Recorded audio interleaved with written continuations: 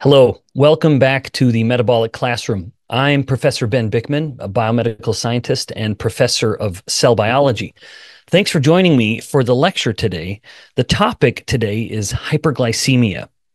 That is the technical term for high glucose in the blood. What I want you to appreciate is that much of the time we're going to spend together is going to be focusing on the consequences of hyperglycemia in acute moments. So this doesn't, by that I mean it's easy to think of hyperglycemia as a problem when glucose levels are chronically elevated. I'm going to start with that, but then everything else we talk about is consequential, even in acute glucose spikes. That's indeed part of the motivation for this topic was me seeing people saying there's no problem with spiking your glucose. I actually appreciate that sentiment that I don't want to be a fearmonger and making people think that if you're looking at your CGM and you see your glucose levels go up and down, I don't want you to think, oh, great, now I'm dying. No, I don't mean to be that dramatic, but I do mean to convey the ideas based in literature that, in fact, there are consequences to that are pathogenic, that are relevant to disease states. All right, now let's start with the consequences of hyperglycemia when the glucose levels are chronically elevated. This would be, something like diabetes. Now, the word diabetes is interesting because it actually is a term that describes the most famous symptom or manifestation of chronically elevated blood glucose, which is a lot of urine production, something called polyuria. Diabetes essentially means too much urine is being produced. It is the Greek word for the word siphon or flowing through.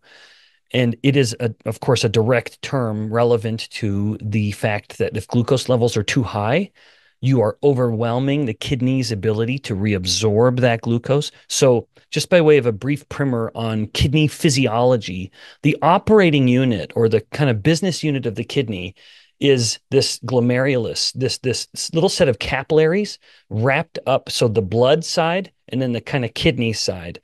And it is this little set of capillaries where the blood is flowing through, and then it is encapsulated in this thing called a Bowman's capsule. And you have stuff that is moving from the blood, the capillaries, into this capsule, into the Bowman's capsule. It's capturing it and then moving it into the kidney tubules. Now, as I'm acting this out, if you're watching, in this arm here, which is the kidney side absorbing stuff from the blood, what is now going down the length of my arm, but down the renal tubule in the metaphor, that's going to be ultimately excreted into the urine unless it gets reabsorbed. And so when glucose gets filtered at the glomerulus, it will get reabsorbed. And so the actual amount of glucose that comes into the urine is very, very modest, essentially none. In a healthy person, there will be no glucose in the urine. However, if there's so much glucose in the blood, that means there's so much glucose getting filtered into the renal tubule through the capsule that we've overwhelmed the kidney's ability to bring the glucose back into the blood or get reabsorbed. So glucose levels have overwhelmed the capacity of glucose to be reabsorbed. Now, the glucose is staying in the kidney. And that has this effect called an oncotic effect. I'm getting a little more technical than I intended, but I'll really make an effort to kind of bring it back to basics. So where there is too much glucose as it's getting stuck in the kidneys, it's pulling more and more water with it. Now that water is coming from the blood, which will cause a hemodynamic or a blood problem, which I'll mention in just a second. But the consequence of this that is so obvious is that the person is urinating a lot. So high glucose results in too much glucose getting filtered at the kidney, and the kidney can't bring it back all into the blood like it should. So the excess glucose that's staying in the kidney is pulling in excess water, which is resulting in much more urine production than normal.